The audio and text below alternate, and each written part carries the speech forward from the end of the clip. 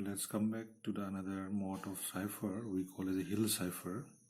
There's another cipher technique. The name itself is the Hill Cypher. So this is the basic model about Hill Cypher. We have to perform the encryption part and we have to perform the decryption part here. The only difference here is the use of the key here. Here you can see that we are using the key in the terms of a matrix. The matrix can be of n by n matrix or n by n matrix here. So it can be a 2 by 2 matrix or a 3 by 3 matrix here. So the given key, the only difference is that we have given the key in the form of a matrix. Usually in exam we can perform a 2 by 2 matrix, since a 3 by 3 matrix, even though we can calculate, is cumbersome and it's also large. It takes time, but we want to see how actually you perform the matrix operations here. This is the only thing. So in Hill Cypher technique, instead of using the key as a single integer value or a word, we use the key in the form of a matrix here. So this is just for the encryption part. In encryption part, you have to write down what you have to get the ciphertext if for the given plain text here. Suppose if there are n plain text, so we will be writing in the form of a single dimension matrix here with a single column in a single column. Then if there are n plain text, then we write from p1 up to pn in a single dimension, that is in a single column here. And then for that particular plain text, we have to generate the given ciphertext here. Ciphertext, how? Actually by performing this matrix operation, and again with help of a more operations here. This is for the encryption part. This is for the encryption part, and for the decryption part, you have to perform the same operations here. From that, you have to generate or retrieve the plain text p1 up to pn from where? From the given ciphertext c1 up to cn. This ciphertext you have already generated in the encryption part, but now you have to generate the retrieve the plain text during the decryption part here. During the decryption part, the only operation that change here, instead of using the key as a matrix here, we usually perform the inverse. We calculate the inverse of that matrix, that key, and then we perform the same operations here. Between these two, we have the matrix multiplications here. We have the matrix multiplications here, and instead of writing k here, I write k inverse. Means if this is n by n matrix, then you have to find the inverse of that given matrix and perform the matrix operations, multiplication matrix operations, and then that result you have to again perform the mod 26 operations here. So what I want to tell you here is that for the given plain text p1 up to pn, you have to calculate the ciphertext c1 up to cn by performing a matrix multiplications here. The given key will be given, that particular key will be given, and then with that particular key you have to perform the matrix operations here. Okay, so the corresponding size of the given key will be given. Suppose there are n plain text, so obviously there will be n by n matrices here. If there is only 2 plain text to be considered, then here we are using a 2 by 2 matrix here. Or if there are 3 plain text p1, p2 and p3, then this will be of 3 by 3 matrix here. So depending upon the size of the given key, you have to assemble the plain text here. So you have to check what is the size of my given plain text, given key here. Suppose the size is 2, 3 and 4 and 1. This is a 2 by 2 matrix.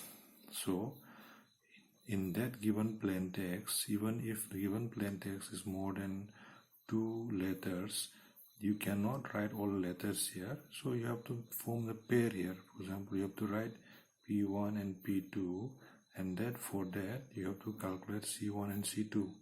So after these operations, again with the help of same key, you have to go for the P3 and P4. Same operations here, and then you have to generate C3 and C4. Okay, so this is the case here. So first of all, how to group this? In this given example, in this given model here, there are P1 up to Pn.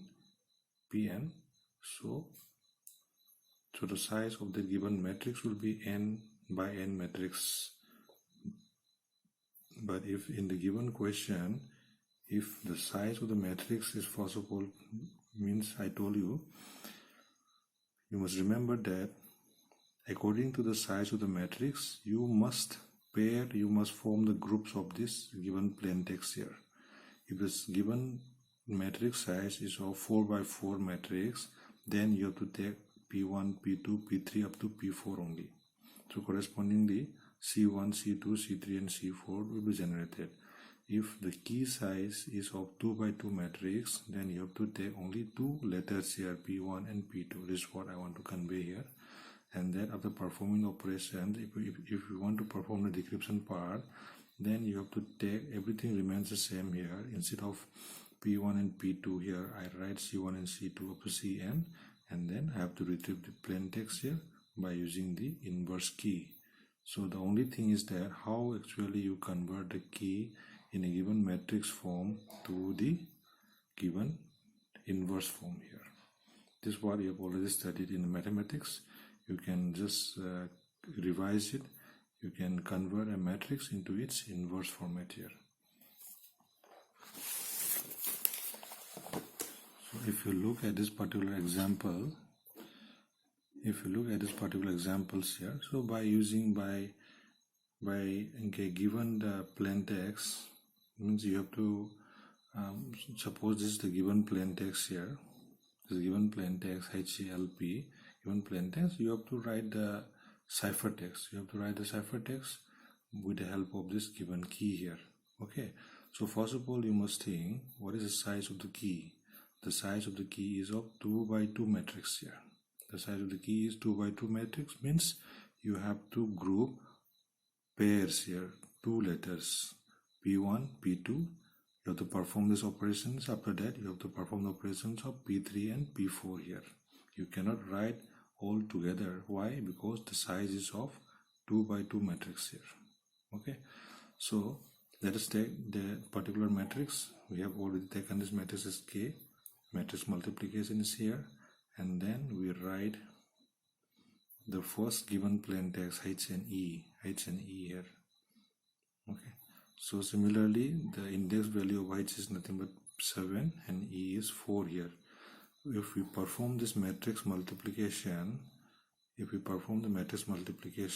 will get this one. You know how to perform the matrix multiplication.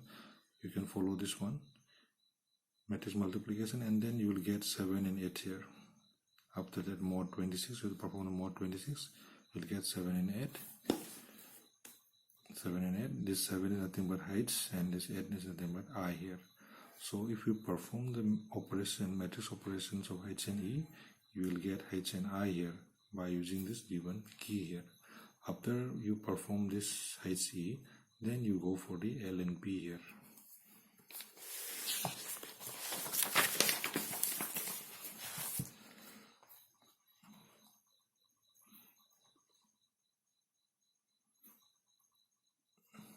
So for this is for L and P. You can calculate this one for L and P, and you will get the given ciphertext here. Okay, so L and P you can calculate it similarly. And how to perform the inverse form, I have already shown you.